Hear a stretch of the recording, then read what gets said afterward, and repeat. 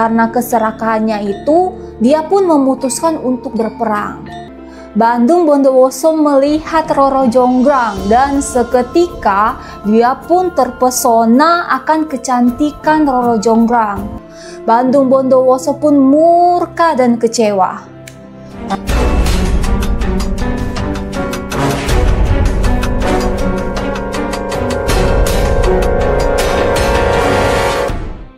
Halo guys, welcome to my channel. Kembali lagi dengan aku Kay. Hari ini aku mau menceritakan kisah tentang Roro Jonggrang. Siapa itu Roro Jonggrang? Kisah menarik apa tentang Roro Jonggrang ini? Sini dengerin aku bercerita.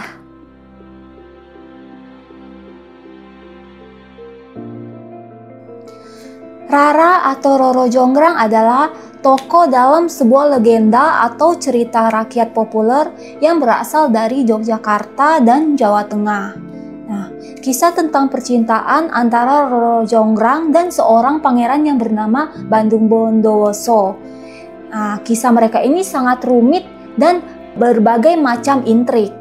Dan di balik kisah cinta itu diceritakan juga bagaimana terciptanya Candi Sewu, Candi Prambanan, Keraton Ratu Baka, dan arca Dewi Durga yang ditemukan di dalam Candi Prambanan.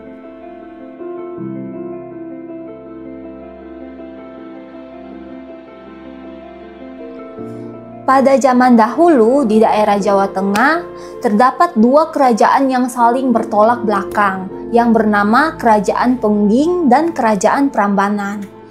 Kerajaan Pengging dipimpin oleh Prabu Damarmoyo yang daerah kekuasaannya itu sangat makmur dan subur. Nah, sang Prabu memiliki seorang putra yang sakti dan gagah bernama Bandung Bondowoso. Sedangkan Kerajaan Prambanan dipimpin oleh seorang raksasa bernama Prabu Boko yang daerah kekuasaannya ini kering dan tandus. Prabu Boko ini memiliki seorang putri yang cantiknya seperti bidadari yang bernama Roro Jonggrang.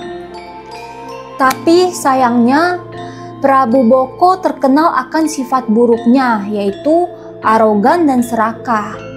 Dia sangat ingin menguasai kerajaan Pengging yang makmur.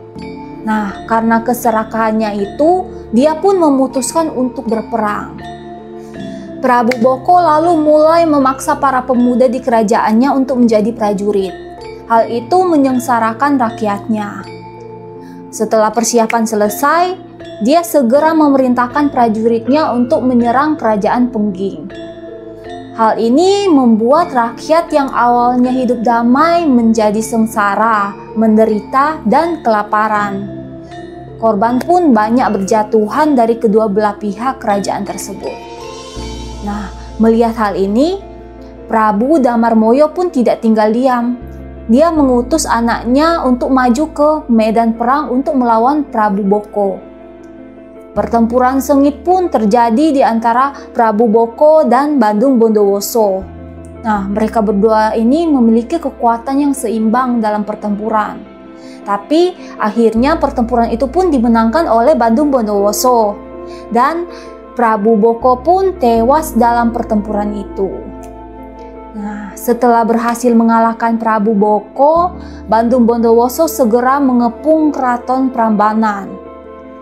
Pada saat pengepungan di Keraton Prambanan, Bandung Bondowoso melihat Roro Jonggrang dan seketika dia pun terpesona akan kecantikan Roro Jonggrang. Dan seketika itu timbullah niat Bandung Bondowoso untuk memperistri Roro Jonggrang. Dia segera mengajukan lamaran pada saat itu. Mendengar hal itu, sontak membuat Roro Jonggrang terkejut. Dia tidak mau menerima lamaran dari seseorang yang telah membunuh ayahnya. Tapi dia juga tidak bisa menolak pinangan itu karena hal tersebut bisa berdampak buruk untuk rakyat dan kerajaan Prambanan. Lalu Roro Jonggrang pun mendapatkan ide yang sangat cemerlang. Nah, dia menyetujui pinangan dari Bandung Bondowoso dengan dua syarat. Yaitu pertama, Bondowoso harus membuat sumur dalam yang dinamakan Jalatunda. Kedua, Bandung Bondowoso harus membangun 1000 candi. Dan kedua syarat ini harus selesai dalam waktu 1 malam. Setelah mendengar kedua syarat tersebut, Bandung Bondowoso pun menyanggupinya dan segera dia mulai penggalian tanah yang dalam itu untuk membuat sumur. Sumur itu pun selesai dalam sekejap. Roro Jonggrang yang tidak mengetahui kalau sebenarnya Bandung Bondowoso ini memiliki kesaktian itu, dia pun merasa gelisah karena syarat pertama ini udah berhasil dilakukan dengan sangat mudah. Dengan rasa gelisahnya, Roro Jonggrang lalu mendorong Bandung Bondowoso hingga dia terjatuh ke dalam sumur itu. Dan dia segera melemparkan batu dan tanah ke dalam sumur yang dibantu oleh para patinya. Tak lama kemudian, terjadilah hal yang tidak disangka-sangka oleh Roro Jonggrang. Bandung Bondowoso berhasil keluar dari dalam sumur yang telah tertutup oleh timbunan batu dan tanah. Nah, Bandung Bondowoso menjadi geram atas kejadian tersebut. Tapi amarahnya ini mereda seketika setelah dia melihat kecantikan dari Roro Jonggrang. Nah, setelah kejadian itu, Bandung Bondowoso segera memulai syarat keduanya, yaitu membangun 1000 candi dalam 1 malam. Bandung Bondowoso lalu memanggil bala tentara jin atau makhluk halus atau dedemit agar membantunya dalam pembangunan candi. Pembangunan candi itu tidaklah sulit dan sesuai seperti yang diharapkan oleh Bandung Bondowoso karena adanya bantuan dari para jin. Nah, Bandung Bondowoso dan para jin pun mulai bekerja hingga larut malam. Sebelum pagi menjelang, mereka sudah berhasil membangun total 998 candi. Tersisa 2 candi lagi yang harus segera diselesaikannya. Bandung Bondowoso sangat puas dengan hal itu. Tapi tidak dengan Roro Jonggrang. Dia sangat gelisah dan takut. Terlebih jika Bandung Bondowoso berhasil menyelesaikan 1000 candi ini, yang menjadi syaratnya dia kan harus menikah ya sama Bandung Bondowoso. Tiba-tiba Roro Jonggrang mendapatkan ide untuk menggagalkan penyelesaian candi itu.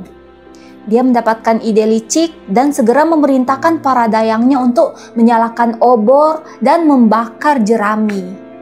Hal ini akan membuat langit menjadi merah dan membuat ayam jantan mulai berkokok bersahutan karena mengira hari sudah pagi. Setelahnya, Roro Jonggrang juga memerintahkan para dayangnya untuk menumbuk padi dengan menggunakan alu dan lesung. Nah, kegiatan menumbuk padi biasanya dilakukan saat pagi. Hal ini dilakukan untuk mengelabui para jin. Para jin itu pun berhasil dikelabui oleh suara kokok ayam dan suara menumbuk padi. Mereka mengira kalau hari sudah pagi, dan dengan cepat mereka langsung pergi meninggalkan pekerjaan mereka yang menyisakan 1 candi yang belum selesai dibangun. Nah, kejadian itu pun sontak membuat Bandung Bondowoso menjadi kecewa karena dia mengira dia udah gagal. Setelah menyadari kejadian itu ternyata adalah perbuatan curang dari Roro Jonggrang, Bandung Bondowoso pun murka dan kecewa. Rasa kecewanya ini telah membuat rasa cinta Bandung Bondowoso terhadap Roro Jonggrang hilang. Dengan kekuatannya, lalu dia pun mengutuk Roro Jonggrang menjadi sebuah patung yang sangat besar. Dalam sekejap, Roro Jonggrang berubah menjadi arca batu untuk melengkapi candi ke-1000. Sejak saat itulah, candi tersebut dikenal dengan nama Candi Roro Jonggrang. Sedangkan candi-candi di sekitar Candi Prambanan dinamakan Candi Sewu, yang dalam bahasa Jawa berarti 1000 candi.